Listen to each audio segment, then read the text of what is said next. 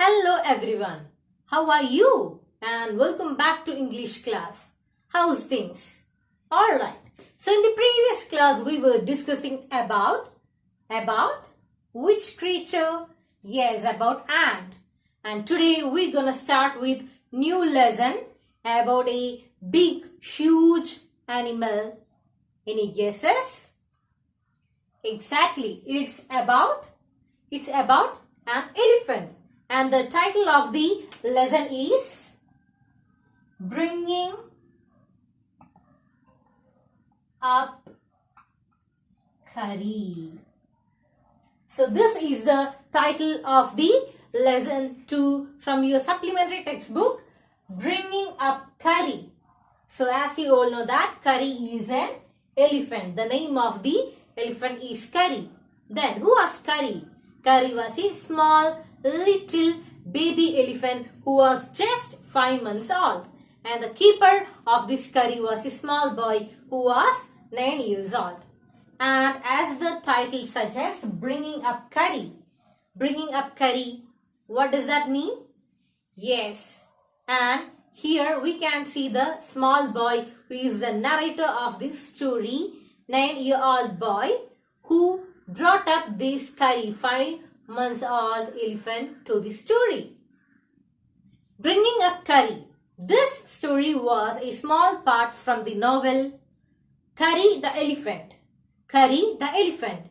And this story was written by Dan Gopal Mukherjee, who was a famous, well-known writer. And here you can see the picture of Dan Gopal Mukherjee.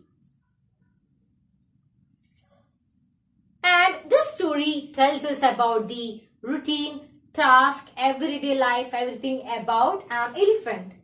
And by learning this story, we will aware about the routine, everything, everyday task, everything about an elephant. The narrator of this story is a small boy who was just 9 years old. And that boy was the keeper of the Curry, small Curry. Now let me tell you something about the Curry. Curry is very naughty, playful and funny elephant. And Curry also loves to eat ripe bananas and also loves to bath in the river. And he lives in a pavilion. Pavilion means the shed that elephants or animals use to live. Now all of you watch this video. Bringing Up Curry by Dan Gopal Mukherjee. This is a story about the friendship between a little boy and a baby elephant. The writer was 9 years old when he got Curry, a 5-month-old baby elephant. Although Curry did not eat much, he needed 40 pounds of twigs every day to chew and play with.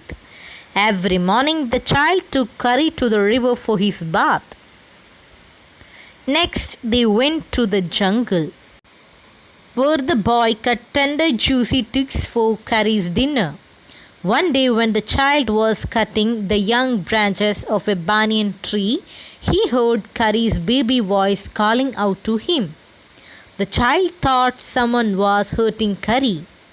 He ran around looking for Curry till he came to the river, and saw Curry's trunk on the water surface. He thought Curry was drowning, but he felt helpless as the baby elephant was too heavy for him to pull out. As soon as Curry saw the child, he started trumpeting. He swam to the shore and pulled the child into the river.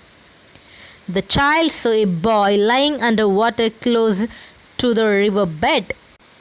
Curry helped the child save the drowning boy by curling his trunk around the child's neck and pulling the two boys to the shore. Like a little child, Curry had to be trained to be good.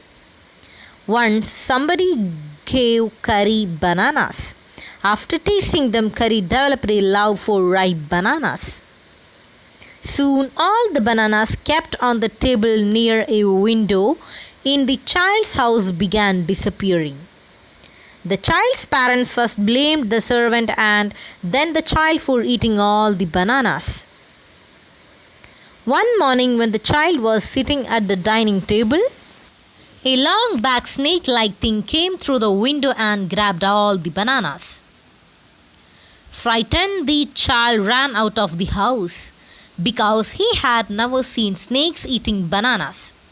He went running to Curry's pavilion, where he saw bananas strewn on the floor and Curry eating them.